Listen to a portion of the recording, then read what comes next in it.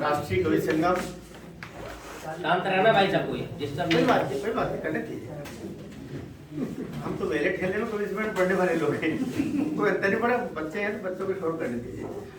Mobile बजे तो भी बजना चाहिए, मोबाइल बजने के लिए है, कोई दिक्कत नहीं। ये कोई न्यायालय परिसर नहीं, बज गया तो बड़ा फांसी में लटका देंगे। आप खुश रहिए बस। आज के दौर में हम लोग सबसे कठिन काम हो गया है, खुश रहना बहुत मुश्किल है। या तो दीवाना हंसे या तू जिसे तौफीक दे, वरना इस दुनिया में आकर मुस्कुराता कौन है। ये जो हालात है उसमें थोड़ा खुश रहने की आदत डालें। हम किसी को 2 रुपया 1 रुपया एक आना दान न दे पाए, पर अगर आपने किसी को खुश कर दिया थोड़ा सा अच्छी बात बोल करके, किसी की प्रशंसा करके, प्रशंसा की कृपणता कभी नहीं होना। मैं 62 वर्ष का हूँ। सबसे बड़ी खुराक कोई है आज के दौर में तो प्रशंसा है। आदमी इतना कृपण हो गया है, वो किसी की तारीफ भी करना चाहता क्या बस मैं ही हूँ, बस ईश्वर के बाद में, बल्कि ईश्वर तो मजबूरी में बोलता, उसका बस चले तो वही बोल दे मैं ही हूँ, वो भी। यही हम सारे दुखों का कारण हो रहा है। तो थोड़ा सा मैं सबसे पहले बीच में थोड़ी भावुकता में सब बोल गया। मंच पर हमारे प्रदेश के राष्ट्रीय कवि संगम के प्रदेश मंत्री मेरे बड़े भाई नारायण देव जी भाई साहब, जिनको आपका क्षेत्र, ये नगर और हम सब बहुत आदर से आचार्य जी बोलते हैं। आचार्य जी बोलने में जो आनंद है भाई साहब, वो किसी शब्द में नहीं। हमारे राष्ट्रीय कवि संगम के खरगोन के बाद में जैसे एक जिला है, 52 जिलों के 52 अध्यक्ष है, उसी प्रकार इस महनीय नगरी सिंगरौली के माननीय अध्यक्ष जी, हमारे इधर से बैठे हुए सभी मंच के सभी आदरणीय हमारे मार्गदर्शक बंधु, और सामने बैठे हुए जितने भी बंधु हैं, बहुत बड़े बड़े लोग बैठे हुए हैं, जो मुझसे उम्र में, ज्ञान में और सहयोग में, समाज के प्रति समरसता भाव में, सब में बहुत आगे है। मैं सोचता हूँ कि इस सभागार में केवल 2 ही समवय के लोग हैं, एक मैं हूँ और एक जो बोल रहा है। हम दोनों बराबरी के हैं, और न वो मुझे टोक सकता, न मैं उसको टोक सकता। बहुत आपका आभार प्रकट करता हूँ सबसे पहले तो, कि इस क्षणांश में, बहुत कम अवधि में आपने इतना बड़ा कार्यक्रम करके दिखा दिया भाई साहब। आप आचार्य जी के प्रति एक बार ताली बजा देंगे तो अब थोड़ी बहुत तालियां हमारे इन अध्यक्ष जी के लिए बजा देंगे। और मैं तो थोड़ी सी देर बोलूँगा। कविता सुनाने के लिए मैं हूँ ही नहीं, कवि न हूँ नहीं वचन प्रवीणु, सकल कला सब विद्या हेनु, कवित्व विवेक एक नहीं मोरे, सत्य कहूँ लिखे। तुलसी से बड़ा कौन कवि होगा, जिसने रामचरितमानस लिख के कहा कि मैं कोई कवि नहीं हूँ। तो कागज पड़े तो चित्र वितर दिए लोग, इनको रामचरितमानस कह रहे, इनकी गलती मैंने क्या, मैं कोई कवि नहीं हूँ। तो जब वे नहीं है तो हम तो उनके पाँवों की धूल के कण के योग्य भी शायद न है, लेकिन हम कभी कभी इतरा जाते हैं। ये इतराहट ही बड़े कष्टों का कारण बन जाती है, और माँ फिर रोक देती है। ऊपर से जो लहरें आती है वो रोक देती है कि अच्छा इसी में तो खुश हो गया, ठीक है बस दरवाजा तेरे लिए बंद। इसलिए जब तक अकिंचन बोध है, जब तक लघुता का बोध है, अकिंचन किसको, जिसको बोलते हैं हम ईश्वर के पास जाते हैं, नमस्कार सीना तान के, कभी हम गए थोड़ा झुक गए, प्रणाम, भगवान कहता झुक रहा है, फिर नीचे बैठ करके प्रणाम। लेकिन जब हम जमीन पर लेट जाते हैं और दोनों हाथ आगे बढ़ा करके, हथेलियां जोड़ करके, और उधर से हमारे पाँव के दोनों अंगूठे जमीन पर टिके होते हैं, उधर हथेलियां दोनों बंद करके टिकी होती है, हमारा माथा जमीन पर टिका होता है, शरीर पूरा धरती को छू रहा होता है। इस अवस्था को अकिंचन बोध में कुछ हूँ ही नहीं, जो कुछ है प्रभु तू ही है। जब ऐसा होता है तब प्रभु कहता अच्छा अब तू कुछ नहीं है ना, अब मैं तेरे साथ खड़ा हूँ, अब मैं तेरे साथ खड़ा हूँ। तो कविता हमको लघुता सिखाती है, कविता हमको ईश्वरत्व के दर्शन कराती है, कविता हमको राष्ट्र से जोड़ती है। आप भाई साहब ने जो एक गीत सुनाया, वह देवत्व धारण करने वाला गीत था। राष्ट्रीय कवि संगम की प्रार्थना उससे एक कदम और आगे है। कविता से देवत्व धारण करने का कार्य होता रहा है, हमारे ऋषि मुनियों ने आज तक किया है। हमें कविता में राष्ट्रत्व को धारण करवाना है, देश का धारण करवाना है, देश की पीड़ाओं का धारण करवाना है। भारत माता के आंसू अगर हमारी कविताओं के माध्यम से, हमारे शब्दों के माध्यम से, हमारी पंक्तियों के माध्यम से कहीं मुखरित होने लगे तो मान के चलिए हमारा कवि होना सार्थक हो गया। नहीं तो क्या कवि होना, कोई माने नहीं। 62 वर्ष में मैं सोचता हूँ कि मैं 16-17 साल का था, लिख रहा था, लेकिन ये जो बात बात का कुछ अहम भी आया, बहुत कुछ हुआ, 10-20 देशों में चले गए, कवि कहलाने लगे, प्राध्यापक हो गए, हिंदी के डिपार्टमेंट के हेड हो गए। लेकिन आखिर में जब भीतर जो दिल खोजा अपना मुझसे बुरा न कोई की स्थितियां हो गई और लगा कि ये तो नौकरी छोड़ो, तो गवर्नमेंट कॉलेज की शासकीय स्नातकोत्तर महाविद्यालय खरगोन की 3 वर्ष की मेरी और शेष अवधि थी। प्राचार्य के लिए भी आग्रह शुरू हो गया था उस शिक्षा विभाग के द्वारा, लेकिन वो सब छोड़ करके मैं राम की शरण में चला गया, आपकी शरण में आ गया। एक निवेदन करने के लिए भर यहाँ आया हूँ कि आप हमारे ये नारायण के रूप हैं। ये ऐसे नारायण नहीं है, माता पिता ने जो नाम रखा ना, ये हृदय से भी नारायणी है, इसलिए इनका आप सहयोग करें। हमारे अध्यक्ष जी, आप इनका सहयोग करें। राष्ट्रीय कवि संगम एक आंदोलन का नाम है। राष्ट्रीय कवि संगम एक राष्ट्र की आराधना का संगठन है, जो निरंतर राष्ट्रवादी विचारों को प्रेरित और प्रेरणा देने के लिए ऐसी कार्यरचनाएं समाज को देना चाहता है, जिससे समाज संगठित होकर के और ऐसा काम करे जिससे वे विचारधाराएं जो आजादी के थोड़े से पहले और आजादी के बाद से आज तक निरंतर संगठित होकर, सक्रिय होकर के 2 चीजों का विरोध करती रही है।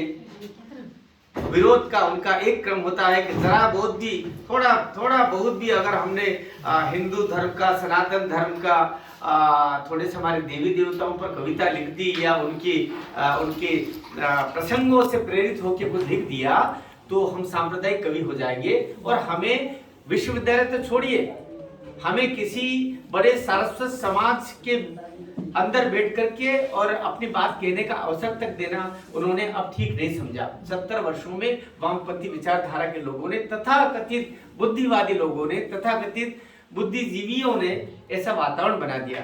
ऐसे में राष्ट्रीय कवि संगम ये प्रयास कर रहा है प्रभु श्री राम की कृपा से कि हमारे सनातनी बंधु, आज अगर हालात होते ना, अगर मीडिया के लोग बैठे हुए यहाँ और होंगे होना ही चाहिए, तो शायद तुलसी, सूर, मैं तो कहता हूँ जायसी भी, मैं तो कहता हूँ मीरा, रसखान, इन सबको कब का सांप्रदायिक कवि कह करके और गर्त में फेंक दिया होता है।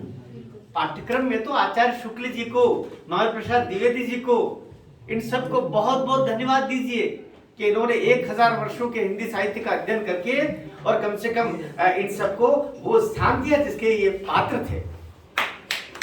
इसलिए मैं आपसे गंभीरता मांगता हूँ, मैं आपसे तालियां बिल्कुल नहीं मांगता। हम तो मेले ठेले में कविता पढ़ने वाले लोग हैं, चुटकुले खूब पढ़ते हैं, खूब लोग हंसते, घंटों काम चलता है, उससे पैसे भी मिलते हैं, बड़े खूब पैसे मिलते हैं। सही बात। लेकिन अगर यही करते रहे तो मरते समय जब ऊपर जाएंगे तो बहुत डंडे पड़ेंगे। किस काम के लिए तुमको सरस्वती का ये उपहार दिया था? इस काम के लिए दिया था कि तुम लती में पढ़ोगे, तुम अश्लीलता फैलाओगे, केवल कविता के नाम पर कामुकताओं का वर्णन करोगे, स्त्री देह का वर्णन करोगे। क्या इसके लिए तुमको भेजा था? तब हम निरुत्तर होंगे, तब ईश्वर हमको मनुष्य तो छोड़िए पशु होने में भी वापस भेजने वाला नहीं। तो हमारे यहाँ तो पशु भी देवताओं की श्रेणी में, हम पशुओं की पूजा इसीलिए करते हैं।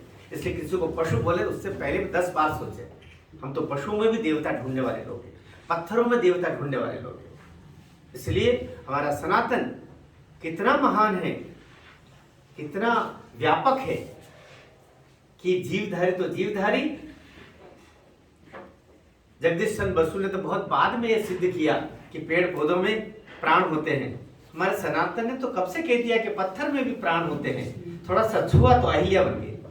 क्या केवल राम बनने की भर की देर है। और आप सबके भीतर राम है। राष्ट्रीय कवि संगम आपसे आह्वान करता है, प्रभु राम का एक बड़ा काम राष्ट्रीय कवि संगम ने लिया। राम 13 वर्ष तक तो चित्रकूट में रहे, ऐसा कहा जाता है। कौन था उस समय हम नहीं जानते, ऐसा कहा जाता है। केवल 1 वर्ष ऐसा रहा जब वे वहां से माँ जानकी का जब हरण हो गया, ये सब कुछ हुआ, आगे चल के चित्रकूट के बाद में कालांतर पंचवटी में रहे, वो सब कुल मिला के 13 वर्ष उत्तर भारत में रहे। 1 वर्ष ही यह ऐसा था जब कहते हैं प्रभु राम ने वे सभी कष्ट सहे और हम सबको प्रेरणा देने के लिए सहे। अगर वे नासिक से लौट जाते तो क्या राम राम कहते? बिल्कुल, राम उस रूप में राम नहीं कहते जिस रूप में राम राम कहते। इसलिए और हमारे समाज का एक कमजोर पक्ष बोलना चाहता हूँ। हम सब मैं भी मुझे कहना नहीं चाहिए, मैं अगर किसी हमारे मेहतर भाई के घर भी पैदा होता तो हिंदू होने के नाते इतना ही गर्व करता जितना राजपूत परिवार में, ठाकुर परिवार में हुआ, या कि मैं ब्राह्मण परिवार में पैदा होता। मुझे ईश्वर ने हिंदू परिवार में जन्म दिया, ये मेरा सबसे बड़ा सौभाग्य है। मैं राम को अपना आराध्य कह सकता हूँ, मैं वाल्मीकि का वंशज हूँ, ये कहना मुझे गर्वित करता है। ये भाव सब में रखना पड़ेगा। मैं सबसे प्रार्थना करता हूँ, जाति बोध से ऊपर उठ के जब तक सनातन बोध हमारे अंदर नहीं आएगा, ये वामपंथी 70, 75, 100 वर्षों में निरंतर एक ही कार्य करते रहे, कैसे तोड़ा जाए, कैसे तोड़ा जाए, कैसे तोड़ा जाए। वो जानते हैं हमको तोड़ना ही एकमात्र इलाज है उनके आगमन का। इसलिए बहुत सारे षड्यंत्र हुए हैं और षड्यंत्र में हम भागीदार न बने। कई बार हमें भाव से ज्यादा विचार प्रधान होना पड़ेगा। गंभीर बात की तरफ आपका ध्यान देने का निवेदन करता हूं। हमें विचार प्रधान होना पड़ेगा, विचारों से हमें सनातनी बनना पड़ेगा, भाव से नहीं। भाव से तो हैं हम, हमारे रक्त की कहीं सुई से छेद करेंगे जो रक्त निकलेगा वो सनातनी, किंतु विचार से होना पड़ेगा। हम इसको कैसे बचाएं, ये चिंता हम 10-20 साल हम और करेंगे और हम चले जाएंगे। जो पीढ़ी अब आ रही है हमारी, उस पीढ़ी पे भी ये हमें कहीं शामिल करना पड़ेगा, उनके भीतर भी। क्या हमें धर्म का मंदिर केवल पूंजीपतियों के नहीं है, मंदिर हम सबके हैं। अगर मंदिर केवल पत्थरों के रह जाएंगे, अगर हम वहां जाएंगे नहीं, मंदिर में हमें जाना भी पड़ेगा, मंदिर में हमें जाना ही चाहिए। हो सकता कभी हमको लगे कि क्या जरूरत है, ठीक है ना, ठीक है, लेकिन हमें मंदिर जाना होगा, हमें हमारे पुरखों को याद करना पड़ेगा, हमें उन इतिहास के पात्रों को याद करना पड़ेगा जिनको खलनायक बना करके छोड़ दिया गया। चाहे चंद्रशेखर आजाद कहें, सुभाष चंद्र बोस कह लें, भगत सिंह कह लें, तात्या टोपे कह लें, झांसी की रानी कह लें, रानी दुर्गावती कह लें, कितने हमारे पात्र हैं जिनको इतिहास में कहीं अंधियारे में जानबूझ के छोड़ा गया, क्योंकि ये राष्ट्रवाद पैदा करते हैं, ये आपके अंदर शक्ति की आराधना करने का आह्वान करते हैं, ये आपके खून को ललकारते हैं, ये आपके सनातनी होने के गर्व को पैदा करते हैं। इसलिए इनसे परे ले जा करके और आपको दे दी क्या खड़क बिना ये सब करके और वो गाने गाओ और बोले बस कोने में बैठ लो। उनके पास तो लाठी भी थी, तुमको तो लाठी रखने का अधिकार भी खत्म कर दिया गया, वो भी न रहे। इसलिए आपके भीतर का पुरुषार्थ जागृत हो। मेरे पुरखे ऐसे थे जिन पर मैं गर्व कर सकता हूं। मनुष्य किस पर गर्व करता है? मुझ पर कोई बात आएगी, मैं अपने पिता का स्मरण करूंगा, दादा का स्मरण करूंगा। दादा के बाद कौन थे मुझे नहीं पता, लेकिन मुझे पता है महाराणा प्रताप थे, मुझे पता है दुर्गावती थी, मुझे पता है नाना साहब थे। हम उनका स्मरण करें और हमारे ऋषि मुनि कितने हुए उनका स्मरण करें, जिनको आज के विज्ञान ने ठुकराया, हंसा, उन सबको आज विज्ञान मान रहा है। एक हम ही थे, हम ही नहीं थे, हमारे वो लोग थे जिन्होंने चाह करके हमारे इतिहास से हमको परे किया। सबसे पहले तो इनकी संस्कृत अलग करो, क्योंकि संस्कृत अगर अलग कर देंगे तो सब खेल ही खत्म हो जाएगा। इसलिए बहुत चिंता करने की आवश्यकता है। मैं 2-4 पंक्तियां अवश्य सुना दूं, लेकिन इस आह्वान के साथ में कि आपके कार्यक्रम निरंतर होते रहे। और मुझे आपने कहा कि फिर कवि सम्मेलन के लिए आना, तो कवि सम्मेलन के लिए तो क्या आना होगा, लेकिन मैं ऐसे जरूर बार बार आ सकता हूँ, क्योंकि जीवन का लक्ष्य अब पैसा कमाना नहीं रहा मेरा। आप क्षमा कीजिएगा, ऐसे आपके अपने कवि सम्मेलन में आ जाऊंगा मैं, क्योंकि कवि सम्मेलन में हो तो आज 50,000 रुपये ले रहा हूँ, और यहाँ मुझे अगर 5 दिन भी आप रोकेंगे अगर राष्ट्रीय कवि संगम के लिए, तो मैं और दे के जाऊंगा, पर लेके नहीं जाऊंगा। हमें पीढ़ी जगाना है, हमें हमारी संपदा ये सामने बैठी हुई है। इसके लिए शंभू सिंह मनहर, नारायण भाई और 2-4 लोगों से बात नहीं बनेगी, सब लोगों को जागृत होना पड़ेगा।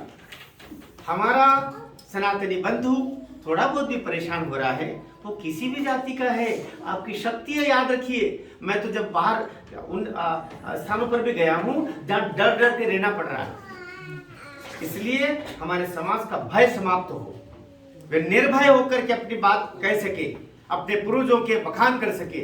ये राष्ट्रीय कवि संगम इसके लिए है। प्रभु श्री राम जब अयोध्या से लंका जाना पड़ा,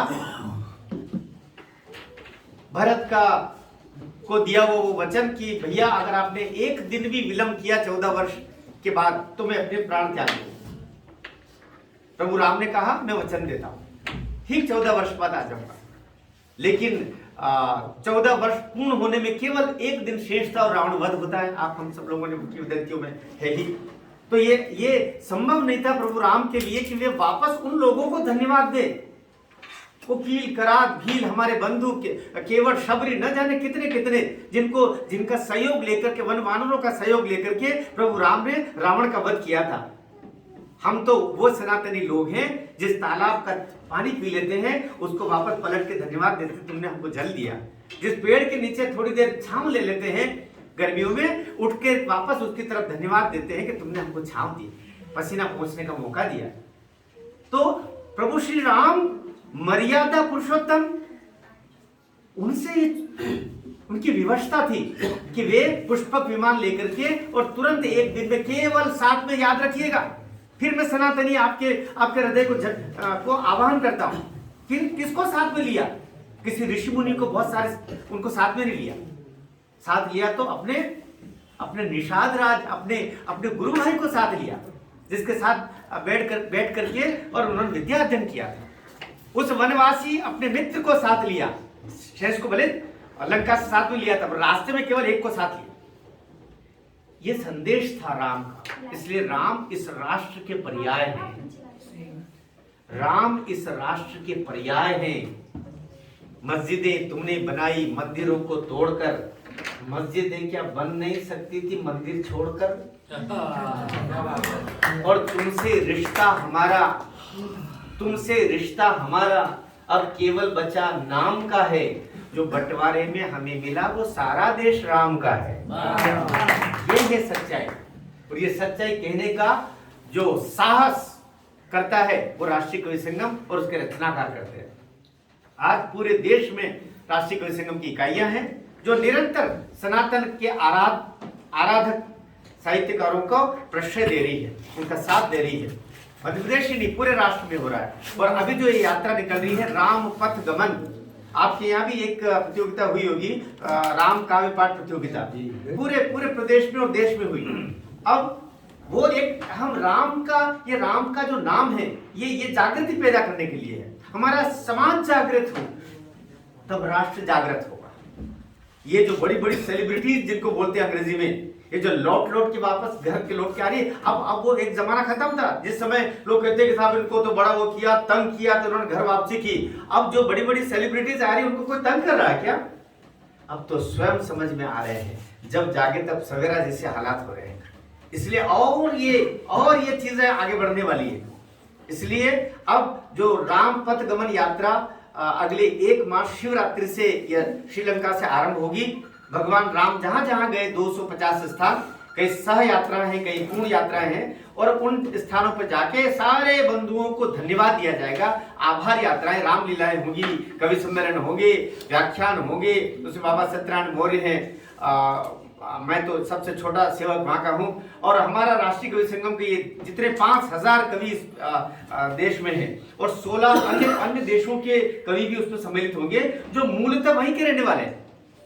ये यात्रा आरंभ होगी 1 मार्च को, और ये 7 अप्रैल को पहुंचेगी अयोध्या में, जहां भगवान राम का मंदिर बन रहा है, उसके प्रांगण में इसकी पूजा होगी।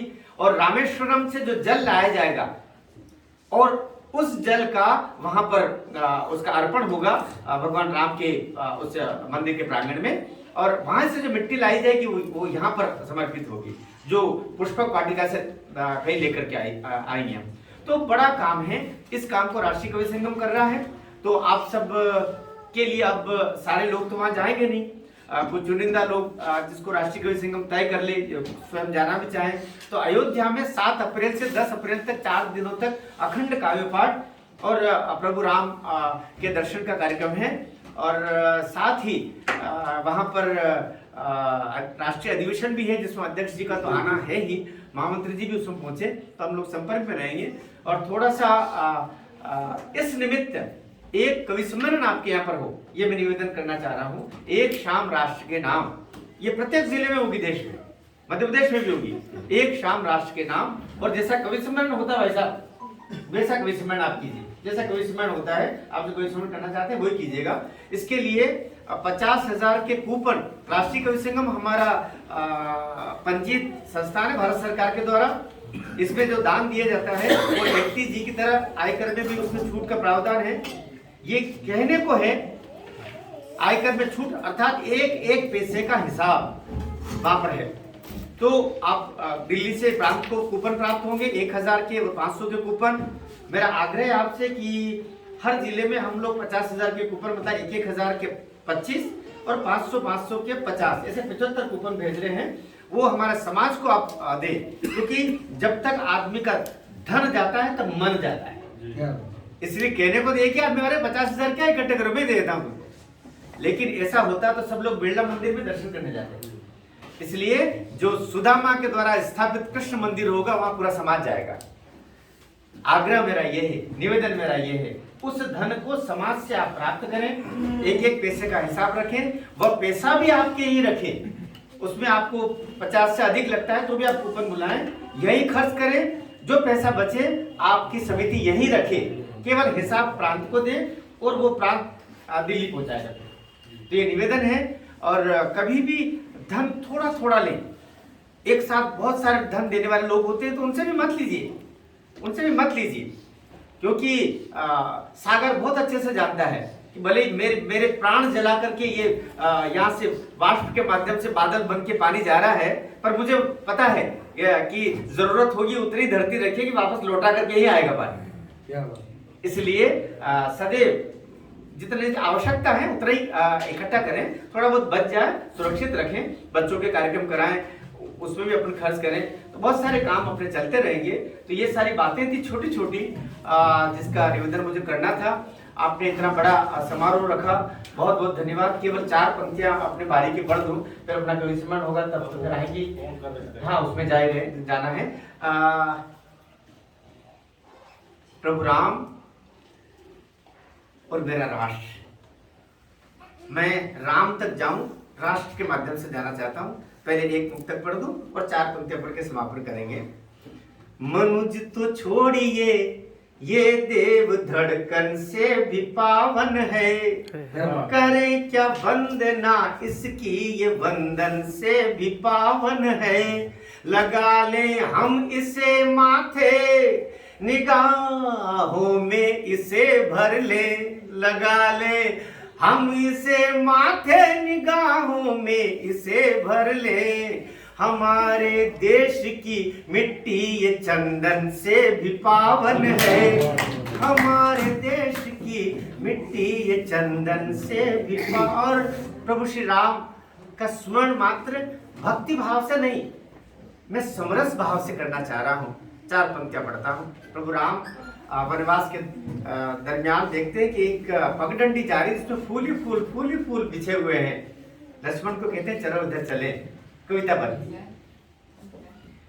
फूल सजी पगडंडी निहारते, फूल के भी बड़ भाग जगे हैं। फूल सजी पगडंडी निहारते, फूल के भी बड़ भाग जगे हैं। और आश्रम पे कई आश्रम थे किंतु छोटी सी कुटिया पे जाके टिके हैं। आश्रम पे कई आश्रम थे किंतु छोटी सी कुटिया पे जाके टिके हैं। झूठे किए हुए बेर सभी देखो, झूठे किए हुए बेर कभी देखो झूठे उन बेरों के मोल बिके हैं, और शबरी में भीलनी देखे सभी प्रभु राम को उसमें कौशल्या दिखे है। शबरी में भीलनी देखे सभी प्रभु राम को उसमें कौशल्या दिखे है। तो इस समरस भाव के आह्वान के साथ हम जातियों से ऊपर उठ के और सनातन के मंदिर तक हमारी यात्राएं हो, इस आह्वान के साथ में आप सबको बहुत बहुत धन्यवाद देता हूँ, बहुत बहुत आभार प्रकट करता हूँ इस समारोह के लिए।